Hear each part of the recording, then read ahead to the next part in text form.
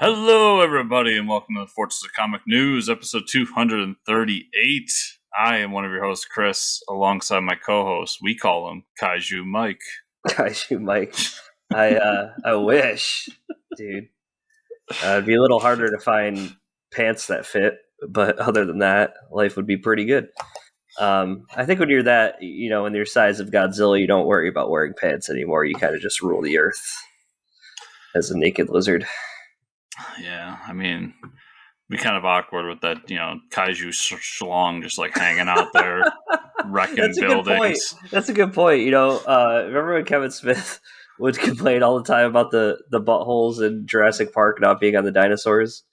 I wonder, we don't see that at all with Godzilla. That movie's the monster's a lot bigger. So, where are you at, Legendary Pictures? Yeah, hashtag give us the kaiju cock. Oh, no. And with that, welcome everybody. We have a guest today. It's probably for the best it's a returning guest because he won't be returning after this one. Blake McCarthy will be on the show. If you can see by this awesome variant cover behind me, Territory issue 2 is on Kickstarter right now, and you can get both issues. So we're going to talk to him about that a little bit in the show. Fantastic book if you like kaijus. Cool little twist on kaiju stuff. So I think it's awesome. Chris thinks it's awesome. Yeah, it's a great book. It is. I really enjoyed it. I loved all the elements of it. The art was fantastic. The story's cool. I look forward to issue 2. Yeah. If I start to have lapse in my speaking, it's the drugs. No, it's a slight jet lag too. So we're gonna get through it though. I got through a whole season of Lock and Key. Did you start that yet? I think I watched one episode back in the day, and I just didn't follow through with it. Did you get? I watched season 2, and my sister called me over FaceTime to rant about how much she disliked it because she's a huge fan of the comic books. Rightfully so. The comic books are amazing, and I was like, oh yeah, shit, I got to go back and read all these. I think I left off of volume 3, and they're all I think 5 or 6 volumes out of the 7 volumes are on Comixology Unlimited. So yeah, gore. But the second season was okay. There's some characters they focus on. I mean, number one, the acting in some of these characters just got awful. There's a thing that carries into season 2 that was in season 1 with nobody in the family telling each other things, which it's in the comic as well. It happens, but it just gets so annoying after a while. And then the end of the season, I won't spoil anything for anybody, but there's a lot of hand waving on some shit. Maybe half the school in town gets turned into demons. They all die, and this mansion falls off a cliff. We never get an explanation of whose mansion it was they're all hiding in. The last episode, they don't even acknowledge. The only person they acknowledge that died was one of the students that was living in the dorms at the school. There's a memorial for him. Doesn't mention any of the other 20 people that died, and there was one of them was the only cop in town. So there's a lot of hand waving like that, where it was okay, they're kind of just we don't need to pay attention to the plot. They're going to use some keys with some cool CGI, and then we're going to wrap up the ending. And then it ends with a new villain. The actor, I really like the actor. He played in The Strain. They're setting him up to be the new villain. But this, apparently I haven't finished the comics, but this has just gone off the deep end from the comics. You can tell now they've just dragged this out to make another season. So it's iffy on if I'll watch the third season. The first season was pretty strong because it followed on the comics. The second one, you could just tell they're trying to squeeze as much cash out of this one as they can, So now that Netflix has that and Sandman, are we gonna get the Lock and Key Sandman crossover? Yeah, I guess that's probably why they're extending it out. Why that's got to happen. Who the hell knows? It's okay. I will tell you what I watched that I've already binged 2 seasons in 3 days. You on Netflix. I'm sure you've heard of this one. It sounds familiar, but he's almost like Dexter. Do you remember Dexter? not Dexter's Lab, the serial killer Dexter. This guy is like, So the inferior Dexter, okay. yeah, you would actually enjoy. So it's like he's basically a simp, like, but he's a creepy stalker dude that like falls in love with these women, and then he thinks that he's like making their lives better by controlling like they're shitty people in their lives, and he like, spoilers, he ends up like finding them and killing them, or like he like, but the justification for it, he's like, I'm not a bad person. He's like, I would never kill this person, and then he kills them, and he's like, but I would never use. It's like, this is the last time I'm going to do this. Like, it's like, so he has like these funny like self monologues all the time. It's really good. Second season is really good too. They're only 10 episodes. I think you like it because there's just like funny shit that goes on where he like despises interacting with people. So like shit will happen, and then he'll say something in his head that's pretty funny. And he also sucks at killing people. Like, he's not like Dexter was the show where the guy like he worked for the forensic lab. He knew how to kill people cleanly. This guy is just like, he just grabs a rock half the time and whacks people on the head, and like half the time they're still alive. So it's like it's not supposed to be a comedy, but it's really set up. Like, dude, like, how do you keep botching this every time? I feel like the more you explain this character, the more I can sympathize with everything. You're just gonna start going around bopping people on the head with rocks. Yeah, good luck. No, but it's enjoyable. I guess only because it's popular right now because season 3 just came out on Netflix. So, yeah. So check it out. What else? Have I watched anything else? I really want to watch Long Halloween Part 1 and 2. That's gonna be on my list. Oh yeah, I forgot that's out. Holy shit! I watched Dune. I forgot about that. Yeah, that was. I loved it. I thought for the book it was perfect. The perfect first half of the book, really, for me. Characters were all great. The big highlights of the book scenes. Some stuff they left out that I can see why they left out, because it'd just like be a lot. If you're like, it would be a lot to bring some of this shit into the story. But like what you said, there's some stuff they didn't explain well enough, I feel like, or at least. But it's funny because like I was watching it with my girlfriend, and we're sitting there, and I'm like, "Hey, do you know what's going on here? Like, do you want me to explain?" And she's like, "No, there's this house that's taken over a planet that this other house used to have, and the Emperor put them there because he's threatened by this house, and he wants the other house to kill them." And I was like, "Oh, okay, yeah." And I realized she's much smarter than I am, because it took me a while to figure that out when I was reading the books. So I was like, maybe I'm just a fucking idiot. I don't know. Like, yeah. I talked to a few people about that movie, and they were all people that had never read the books, and it confirmed what I said, at least in my world, where they were like, "Yeah, I didn't like it. It was garbage." I'm like, okay. I know why. Like, I told them all, I was like, I agree with your synopsis of it, of like why you don't like it. Right. And as somebody who was like a hardcore fan of those books, it was so good. But I remember I said it last week. If you didn't read those books, I don't know how you're gonna like this movie. But I don't know. Like, I still recommended it to people. I was excited for people that, for sure though, like my friends that have read the book, I told them like, you're gonna absolutely love this. Yeah.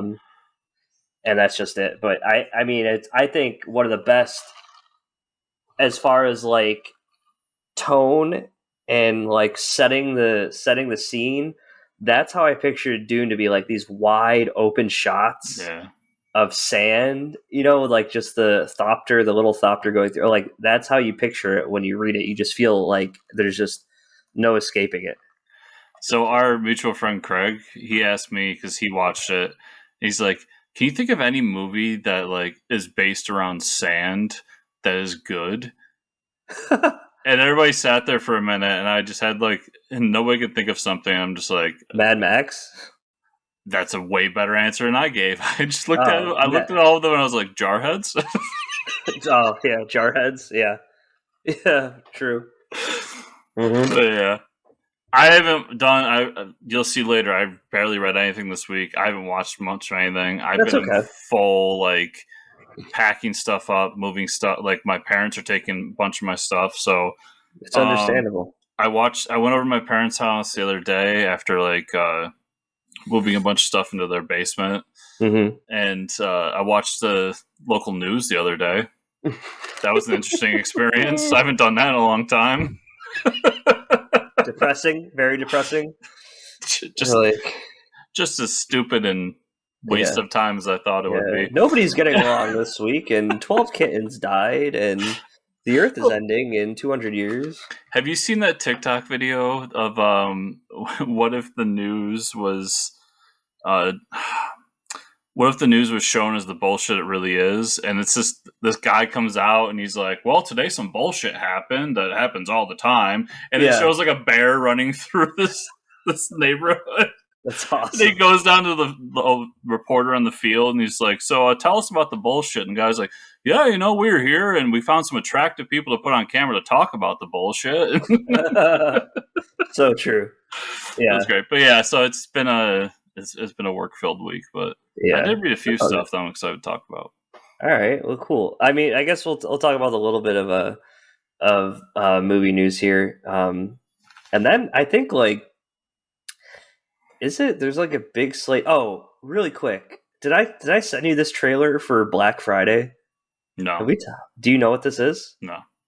I'll send you the trailer after we talk about it, but it's a movie based off of Black Friday. And it comes out on Black Friday, I believe. It's coming out on a streaming service and on theaters, but I'm probably going to watch it on the streaming service because it'll be home. It's perfect. So I'll be home for Thanksgiving. And my sister and I love Evil Dead and Bruce Campbell.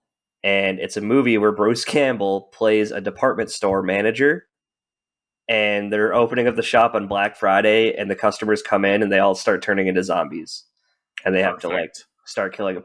And there's a famous actor in it, and a lot of people were really pumped for this actor because he hasn't been in anything in a long time, and it's Devon Sawa.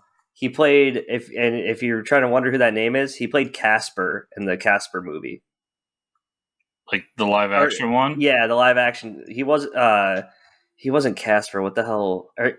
Yeah, he played Casper. No, yeah, he was Casper in the live-action Casper movie. Yeah. Yeah. So that's he hasn't acted in anything, in a long time. Anything notable. I mean, he's been in, some TV shows and stuff, but he was really more popular in the early 2000s. But either way, dude, it looks like the trailer is, just a continuation of Ash versus Evil Dead, so I'm down. You got me there. Do you know what streaming service it's on? No, I don't, but I'll definitely get that info. Yeah, I don't think it wasn't one of those normal streaming services like Disney Plus or something like that. But I mean, it's not Fubo or some stupid shit like that. It could be, yeah. But Crackle. And honestly, it might be Crackle. Fuck. But so the best part about this is I just wish that Bruce Campbell would just start doing all these movies where he just plays Ash without actually having to, because they wrapped up the Evil Dead movie that they're rebooting again, where he's producing it with Sam Raimi, but that's not the same shit. I just want the Ash Williams character tearing up some zombies, and that's what we're gonna get in this movie. Watch the trailer, you'll love it. It looks awesome. Stop remaking Evil Dead. It's a great movie. We don't need a remake. Yeah, it doesn't need to happen. So I don't know what else to tell you. You saw that they did greenlight the second Doom movie, though, right?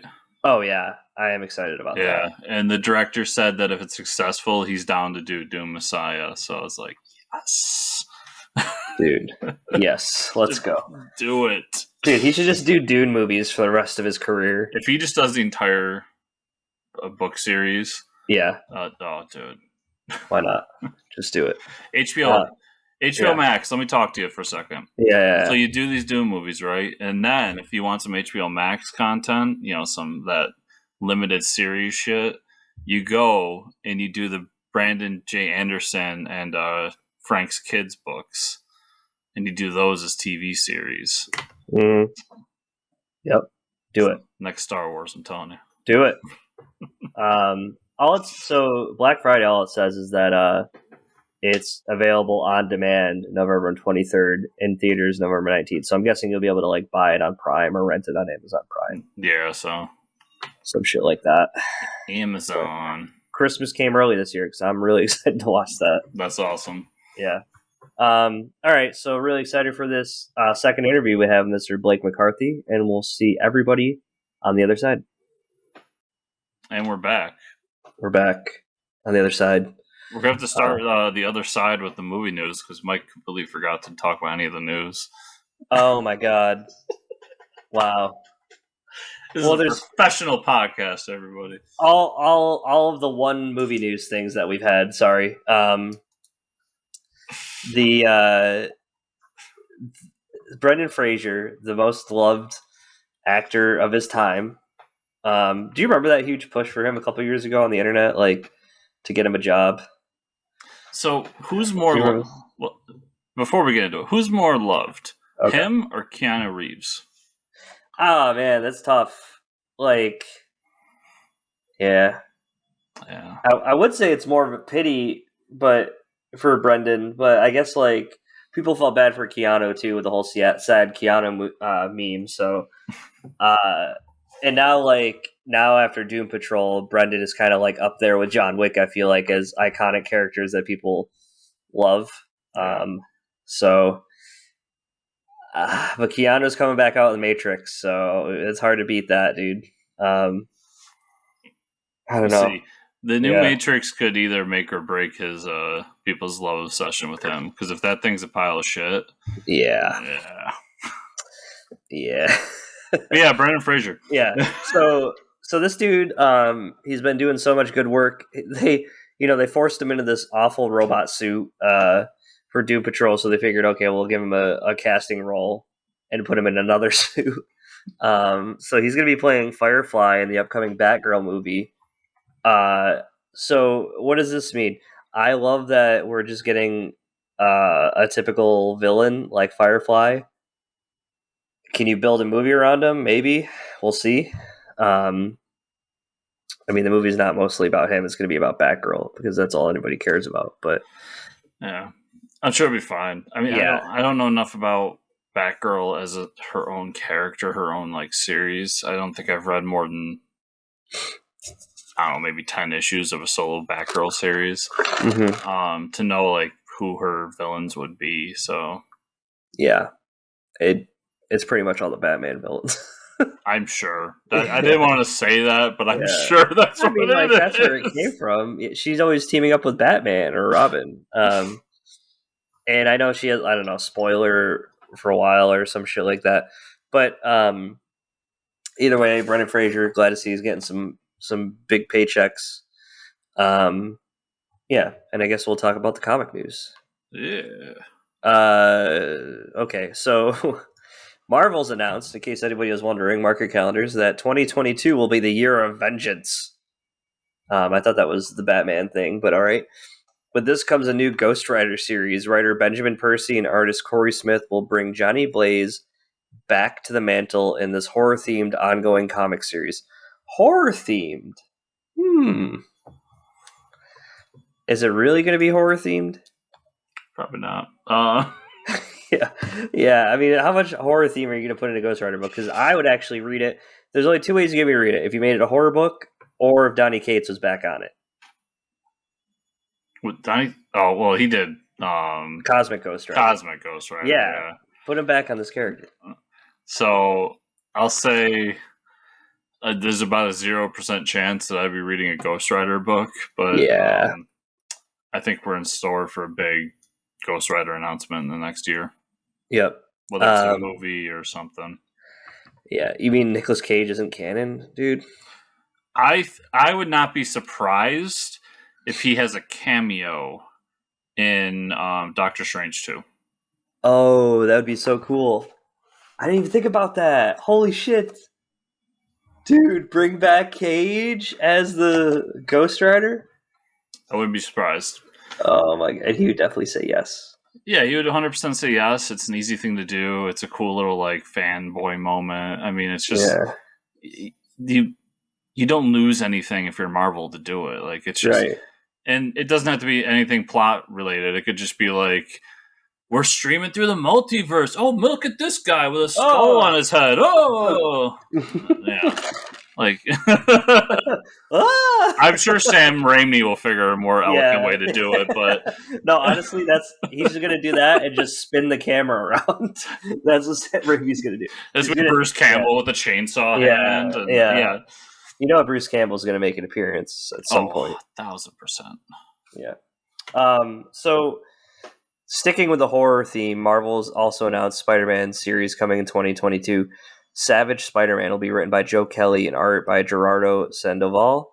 5-issue series will turn Peter Parker, Spider-Man, into a savage spider beast and is said to be full-body horror imagery. I don't know if I really care about this one.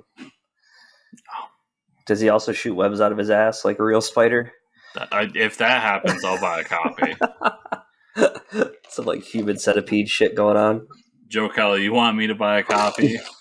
Right there. Just one panel, I'll buy the whole series. Yeah, that's it. This has happened before, though. Like Peter's turned into a weird fucking spider creature before, so this has all been done. Yeah. Marvel announced this week that Danny Rand is hanging up the mantle of Iron Fist. And with this comes a new Iron Fist. We don't know yet who's taking over the mantle, but we know the series will be written by Alyssa Wong and art by Michael Eage.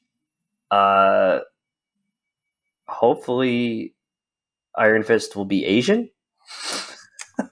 Here's my prediction, and it's probably going to piss people off. He will be Asian. Okay. Nobody will give a shit, and Danny Rand will be back within a year. But that's the thing. Nobody gives a shit about Danny Rand either, though. Like, even when it's Danny Rand, nobody gives a shit. And what I would be more interested in if they took a cooler character, like more popular, and made them Asian, like they did with DC did it with all new Superman, hyphenated Superman with with the Chinese Superman. Yeah, Keenan Kong, I think his name was, with the Chinese Superman, Chinese Batman, Wonder Woman. From Asia, and they could have done that with Captain Asia or something, something cool like that. Yeah, kind of like they did with the Russian. Yeah, exactly. Team. Yeah, but this Iron Fist just isn't a popular enough character. I don't know. Like when they say hang up the mantle, I was like, they were using this character for anything. You know what I mean? Like. So I'll say to anyone, to the two people out there that are raging against this, it's the worst thing ever. Danny, whether people love this character or not, Danny will be back. That's the way this goes. Yeah, I mean they killed Wolverine. He's back, but I get the feeling that it's just the Iron Fist character nobody cares about. No offense, Mike. No, it's all right. I'm loving Shang-Chi versus the Marvel Universe right now, so I'm good. Yeah, I just feel like it's a character people don't care about, and Marvel's has a delayed reaction to the controversy from the TV show. Yeah, and maybe this is an attempt to do something with it for the MCU, but luckily for DC, for the Kung Fu heroes they don't have, Marvel has two, and Iron Fist was always big when I was a kid, and not really Shang-Chi, and now Shang-Chi is where it's at. So I don't even know who Iron Fist is anymore. I'm just Shang-Chi is the new mantle for Kung Fu. So is Gene Luen Yang doing Shang-Chi? Yeah, dude. Just let him build up the fucking Kung Fu verse. Yeah, give it to him. Yeah, just give it to him, please. Let him just come up with new characters, or even just say here's the do exactly what he did at DC and be like, hey guys, we got a Chinese sentry. Or, something. Come on. Do that, because I think trying to rehabilitate this character that's better left as a side character, in my humble opinion, now is a waste of time. If you're going to tell me you're going to do a Thunderer ongoing series, that's the fucking shit I want to read. I want to read about the Thunderer, the awesome dude that trains Iron Fist. I don't give a shit about Iron Fist anymore. The dude's name's the Thunderer. Come on. That's another thing. Why not keep Danny and then do he has to go back to, is it Kung Lao? Is that the Mm-hmm. He has to go back to Kung Lao, and you get to learn about all the people there, and then you can introduce new characters in there. right, and shit. Like, or you do okay, Marvel. I'll solve this right here. You want an Asian Iron Fist? Okay. Danny goes back to Kung Lao. He has to do something there. Weird shit's happening. He gets defeated for the mantle, and somebody else takes on the Iron Fist. But they're a villain. They have evil intentions. And now they go back to the Marvel Universe, and they're a villain. They could do that. I mean, he's always had that villain, the snake guy, and I can't think of his name. But maybe that's where they're going to... If that's where they're going with it, that'd be interesting. Not just another hero. I think it's going to be another hero, yeah. Yeah. Anyways, I think we spent too much time on a character that nobody cares about. You care, Mike, and that's all that matters. Thanks. Back in 2019, we discussed that Marvel is bringing back legendary comic X-Static with the legendary creative team, Peter Milligan and Mike and Laura Allred. COVID-19 put a halt on it, and now 2 years later, we have an update. The comic x-cellent, X-cellent, will be coming out in February 2022. Are you still excited about it? Yes. Really? Like, obviously, a huge Allred fan. I love that run. Yeah.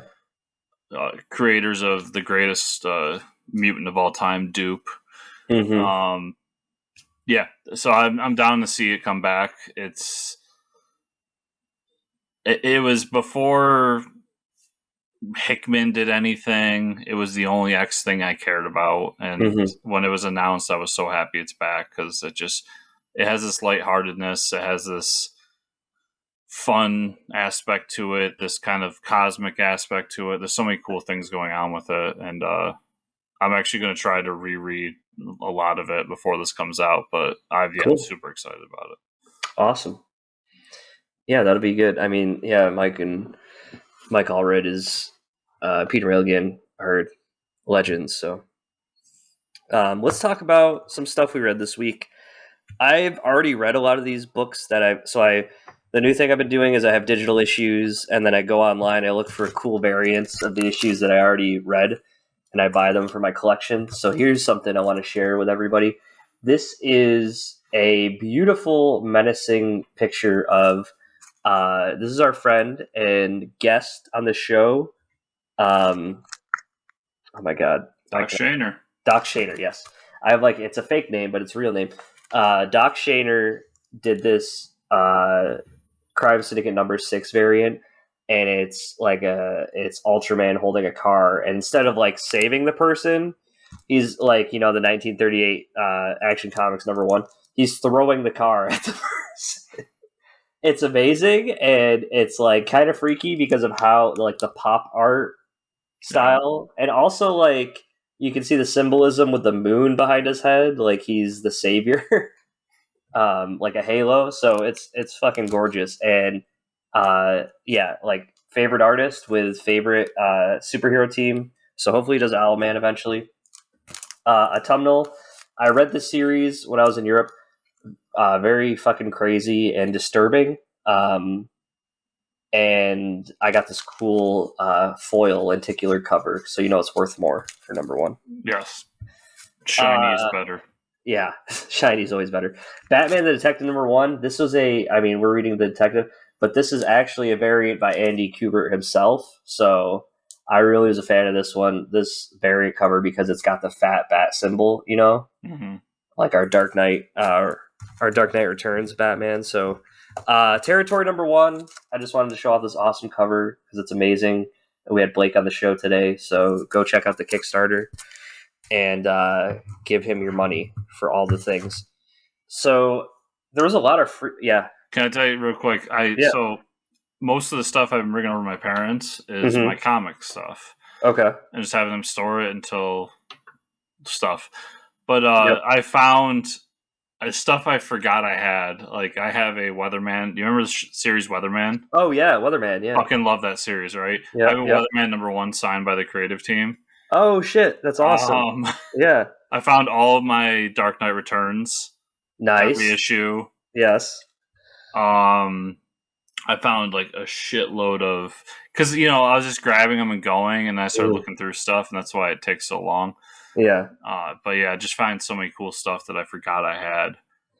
That's awesome. That's always a cool feeling when you're like, oh, I remember this book. Oh, I remember this book. So a lot of free Comixology books this week. If you're not getting Comixology Unlimited, we got 4 free comics to read, and 2 of them are by Chip Zdarsky himself. Yeah, they are. One of them is by Jeff Lemire, and the other one is this Astonishing Times book, number 4. This is like the wrap up to the series. This is one of my favorite books. It's like a Kingdom Come style, older heroes, but they don't want to save humanity. They just care about preserving the Earth. There's a huge climax between the Batman style character and the Superman character. It's really crazy. And I think there's one more issue where the kid who his father used to be a really popular reporter with superheroes needs to like stop these people from, doing what they're doing. The All-Nighter number 1 and 2. Did you read this book? Yeah, I did. Dude, by Chip Zdarsky. What a great story. So it's like what fairy tales, monster movies, and books are come to life, and they live amongst us like Frankenstein, vampires, werewolves, right? Yeah, it felt like the Universal monsters are what we were centered around. Yeah, exactly. Almost something like it almost reminded me of Fables. A little bit, because in issue 2 they talk about how skipping ahead a little bit, but when one of the kids dressed up as a superhero, they talk about how superheroes are kind of a modern mythology. Yeah. And by doing it, you made it real, and now they can exist in the real world. Right. So there's that element that Fables had. Yeah, I think it was a great couple issues. This is worth the price. I mean, 2 issues alone is more than 1 month of Comixology Unlimited. So, I mean, it's really dumb not to get to get it. And this is not something I probably would have picked up on my own, but I'm glad I read it. Chris loves vampires and he loves superheroes, so I'm sure you loved the story of like the vampires are just bored running this all night diner and they don't age. So attempting to run this diner and so that they don't like kill a bunch of people. One of them's basically Mike or me, if you're a vampire, and decides to go out and do superhero shit. And then, he's like, I have superpowers. Why am I not being a superhero? Yeah, and then we learn that like Frankenstein's real and he's this like businessman, and there's a lot of cool like it sounds almost a little kitschy, but there's a lot of cool elements to it that made it fun. Yeah, no, definitely I really recommend it. I really liked it. And I am going to keep reading it for sure. Let's see. What else did I read from Comixology? Oh, Snow Angels. I think the conclusion is next issue. We find out like why the people were there. Did you read this? No. Basically, the people that were in the trench were sent from Earth to discover a new planet and its resources, but they found something. They found these eggs with people in it that like look like humans, and so like they were supposed to send those back. And I think the Snowman, the robot, was sent to like clean up the mission and bring those eggs back. That's why it's been attacking those people. So there's some plot exposition going on and finally understanding why these people are here and why they, have been stuck there. So it's a pretty great story. Okay, Masters of the Universe Revelation number 4. This book's great. If you like the Netflix series, you're gonna like this book. Kevin Smith writes it. Check it out. Beyond the Breach number 4. So we finally find out what the hell is going on in this book. The dude who you think is like a weird magician that is on the run from these sci-fi people that are saying he's a criminal. You find out he was just a farmer on his planet. These sci-fi people have this device that has them travel to different worlds. As they travel to each world of the device, it pulls in like something from the other world, so it like fucks up the world that they're traveling through. And that's why like they come through with all these different species that are dead, like colonies are dead. So he was a farmer and they like enslaved his people, and he broke out with this device and made it to Earth. And that's kind of where they're at, and they meet up with the bad people again to fight him. Nice House on the Lake. I've caught up with that. Got one more issue. This is that horror book. Really good by James Tynion. Crazy story of these people befriend this alien that he either is responsible for ending the Earth or knew the Earth was going to end. So he put his friends in this like mansion that's sealed off by like a force field. and it's almost like a Lord of the Flies kind of thing. They're like going crazy. Each issue, they're like going more batshit crazy and discovering like things about the home they're in. Like they can pretty much request whatever they want as far as food and supplies. They can't hurt themselves. They've tried to like kill themselves and they won't die and stuff. It's a pretty crazy story. The vampire book, DC versus Vampires, #1. If you were gonna tell me like they should just opened up with we're putting one of the Wonder Twins in a blender in issue 1, I would have been like, fuck yeah, I'm buying it. Crazy. I would have bought it if I knew that too. Yeah. So you didn't read it, I'm guessing. No. It's crazy. All the books that came out this week from DC were actually fairly good. There's a vampire, I don't know his name in the DC universe, saying that like his queen was killed and now like the vampires are taking over. He goes to the Hall of Justice for help. And he's explaining all this to Green Lantern, and what he doesn't realize is Green Lantern has already been turned. Because at the beginning of the issue, he says, "Oh, the Justice League isn't here, but I'll help you." And then one of the Wonder Twins walks in and says, "Oh, what do you mean the Justice League is here?" And he goes, "Oh, I wish you wouldn't have said that." And he uses the green the lantern ring to conjure a giant blender, and then drops him in the blender and then pours him down the sink so nobody would realize that he killed him. It was fucking insane. Because, the whole Wonder Twin thing is he can turn himself into water. So it was just a crazy... And then, he kills the vampire and they have a man on the inside pretty much with Hal Jordan. It was a crazy issue. Chris is like, I gotta read this now. I just bought it, so... Deathstroke number 2. I actually enjoyed this more than I thought. The Deathstroke Incorporated. This is a space mission with him, Black Canary, and Toyman. And Toyman has the bat suit from it's the bat suit from New 52 Batman run with Scott Snyder, like the almost like the Hulkbuster suit. They're like fighting this thing in space. Cyborg Superman has gotten this villain. I've never heard of him, but he like pulls power through other realities, and so like when they set him free, you get a glimpse of the multiverse, which is really cool. And then they send them on another mission where Cheetah has taken over. She has like I don't know if it's I think it's in the Amazon, but she has her own castle, and they're calling her Chitara or something like that. Like she's a queen, and they have to like capture her. So she's wearing like the Wonder Woman outfit, which is kind of cool. That's been a great series. Task Force Z. This was kind of fun. The Red Hood is leading a task force of zombies. It was a lot funnier than I thought. Mr. Bloom was a joke. Like Chris and I were joking, like they brought Mr. Bloom, and it was kind of self-aware. Like Mr. Bloom was like, I can't even do anything. So that was pretty cool. I thought it was a great story. He basically has a Suicide Squad that's zombies. Yeah, I like the way it ended. Yeah, I thought the setup was a little slow at first, but when they explained like how they brought the zombies back, the Lazarus Pit, I was like, okay, I'm in. Yeah, it was pretty cool. It's a good book. And then I read the Batman the Long Halloween special. Okay, it was a good story with revolving around the Calendar Man. And I mean, this is the Jeff Loeb, right? Tim Sale back. It was a great story where they capture Calendar Man captures Two-Face's wife, and Two-Face and Batman kind of work together to get her back, and then Harvey disappears. But no, it was a great story. I honestly haven't read Long Halloween in so long that I don't remember all the details of the story, but this was a really good follow-up with the characters. Plus Calendar Man is awesome, so... Yeah. He'll never be as awesome as the last time we saw him, though. Nah, true. True. Nope. Yeah, when he was like jumping through the issues in Batman Superman. Yeah. That shit was so cool. Jupiter's Legacy, Requiem number 5.